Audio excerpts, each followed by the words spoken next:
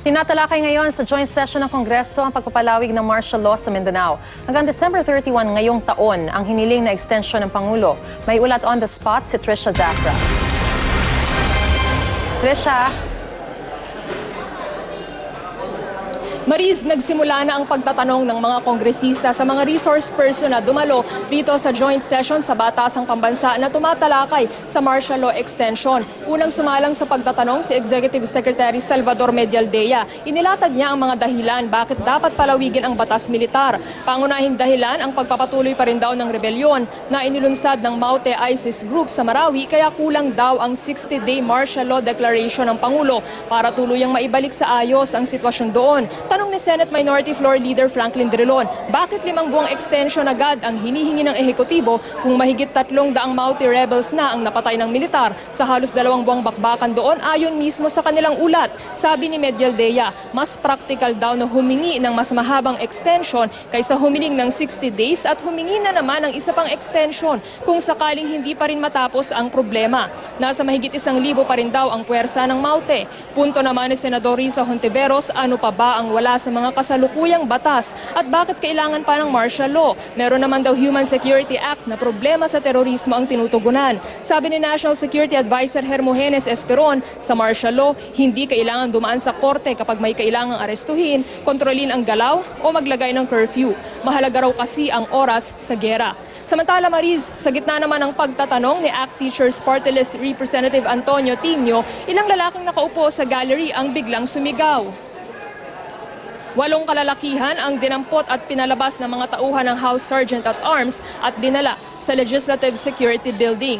Mga volunteer teacher daw sila ng Alternative Learning Center for Agricultural Development sa Mindanao at inimbitahan ng Kabataan Party List. Nagprotesta sila para raw tutulan ang mga sinasabi ng militar na wala raw human rights violation sa umiiral na batas militar sa Mindanao. Ayon kay House Sergeant at Arms Roland De Tabali, nakapasok sila sa gallery sa tulong ng kongresista mula sa Makabayan Block. Iimbestigahan daw muna nila ang bagay na ito bago ipasa sa Legal Department at sa pulisya dahil sa ginawa nila umunong disruption of public order. Kasabay naman ng joint session Mariz, may kilos protesta rin sa labas ng batasan sa pangunguna ng grupong bayan na tutol rin sa martial law.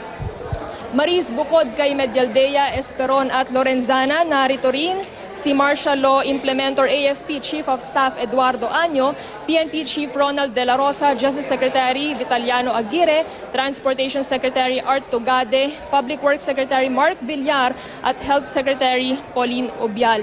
Mariz, mayroon lamang 4 na minuto ang mga kongresista para makapag-interpellate at kanina nakausap natin si Senate Majority Floor Leader Tito Soto at sabi niya sa kanyang tansya, alas 4 raw ng hapon ay matatapos na ang joint session. Merong alas 10 ng gabing deadline itong Kongreso para makapagbotohan kung pagbibigyan ba nila ang hiling na martial law extension ng Pangulo. Mariz? Alright, base na rin sa sinabi mong impormasyon, no, Trisha, na inaasahan nga ng mga kongresista at ng mga senador na matatapos nila yan hanggang alas 4 ngayong hapon. Pero may posibilidad ba na hindi nila maabot yung inaasahang 50% plus 1 na kinakailangang boto para mapalawig ang martial law? At kung sakasakali, ano ang magiging epekto nito? Mariz, batay sa mga unang panayam sa mga kongresista dito sa lower house, mukhang majority ang pabor na i-extend ang martial law. Ang magiging issue lang daw talaga, Mariz, ay yung haba ng period na i-extend. Yun nga yung issue na paulit-ulit na lumalabas kanina sa mga unang pagtatanong ng mga kongresista sa mga resource person. Kailangan ng at least 158 na pinagsamang boto ng mga senador at kongresista para maaprubahan yung hiling ng Pangulo na ma-extend itong martial law. Pero nasa Kongreso yung kapangyarihan na i-determine kung hanggang kailan lang ba nila itatakda yung extension. Ang mga senador natin, 14 lamang yung dumalo sa joint session ngayon at kahit lahat sila, pagpalagay natin lahat sila bumoto hindi pabor sa extension, yung dami ng kongresista at base na rin sa mga unang pahayag ni House Speaker Bebot Alvarez ay mukhang mananaig yung sentimiento na pagpabor sa extension ng martial law. Mariz. Alright, so wala nang question kung mapapalawig pa itong martial law. Pero yung 5 months or kung 60 days lamang yung extension na sinasabi ng ilang mga ayaw dun sa 5-month extension. Kailangan ba 158 din yung votes na yon, Trisha, para magkasundo sila na mapalawig hanggang December 31? Oo, ganun din, Mariz.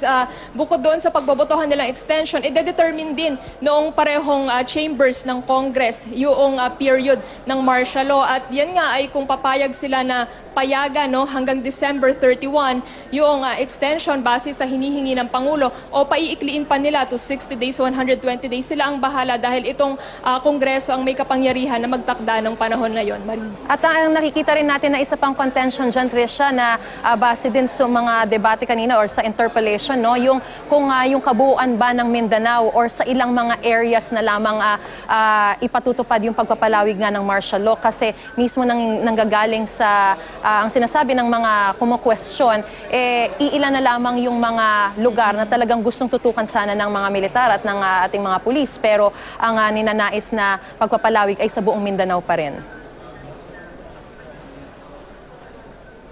Yan nga rin yung issue na paulit-ulit na lumalabas sa interpellations itong mga kongresista sa resource persons.